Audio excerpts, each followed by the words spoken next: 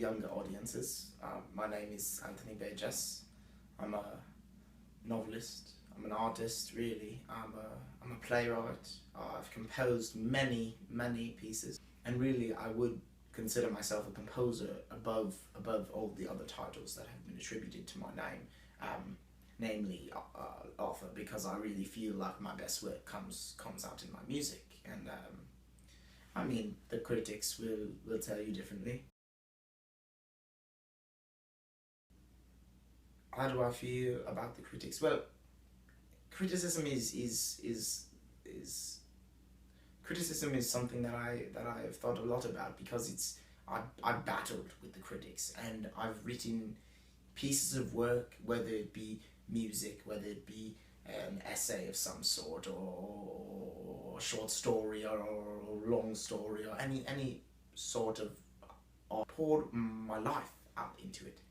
I've poured minutes, on hours, on days, on years into pieces of art. And then a newspaper article will come to my attention of somebody just ripping apart my art, just taking everything that I've built and tearing it apart. And the next time when I sit down to create something new, I might think, why? Why do this when it will be devastated by some crackpot sitting at his typewriter? But on the other side, I love to critique. I love to look at pieces of art, try to understand them, and in doing so, I might come off as harsh against the artist. But really, it's not against the artist in any way. Art and its artists are separate entities. As soon as the artist signs its name, pen released from paper, the art is separate. I am not a Clockwork Orange. A Clockwork Orange is a Clockwork Orange. I am Anthony Burgess.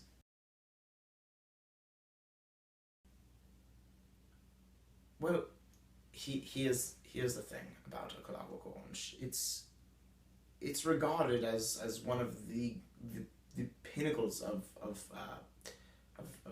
non-fiction literature, and its success can be attributed to the movie, which is something that I'm not jumping off rooftops about. But I do think that it's a well-written novel. It's got a solid storyline, but I don't think that it should have garnered the type of success that it did, because it did have its rough patches, which is something else about the critics. Is when we have our rough patches, and we know, the artist knows, when I write something and it's not good, and maybe I'll leave it because I'll say I can't fix it. The book needs to be published, and it just works. It gets rushed out. I don't get to make my final mark on it. I know that there's something wrong with it, and the critics point it out, or maybe they don't, and that's the thing. The critics might miss it, and they might even commend me for it and say, this part, you handled this part very well, and I would say, well, I didn't. I feel that this is a very poorly written part. Sometimes the critics don't catch all of our flaws, and I think we are ourselves. We are our best critics, because we truly understand what we are trying to say. So even if we do not like to admit it, sometimes we know exactly what is wrong with our art, or what needs to be changed.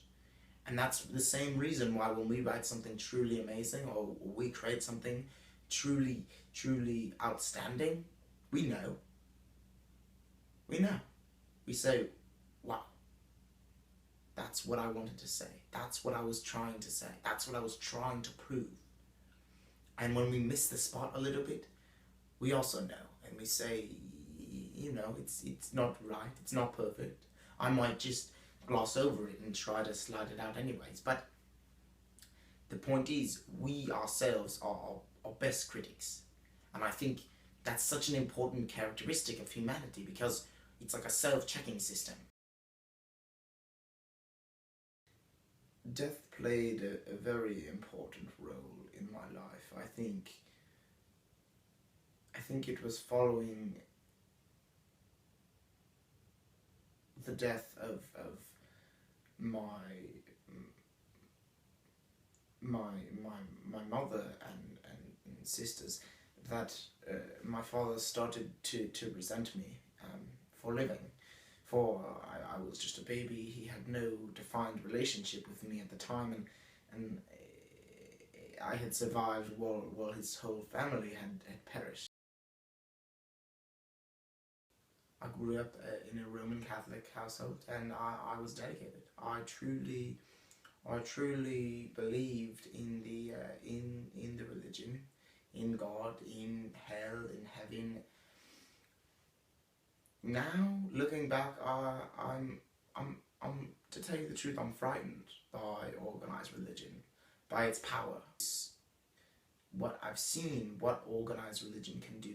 I've seen what the institutions, when they have the power, when they are given the ability to make decisions, when they have influence over governments, it's disastrous. It's truly terrifying.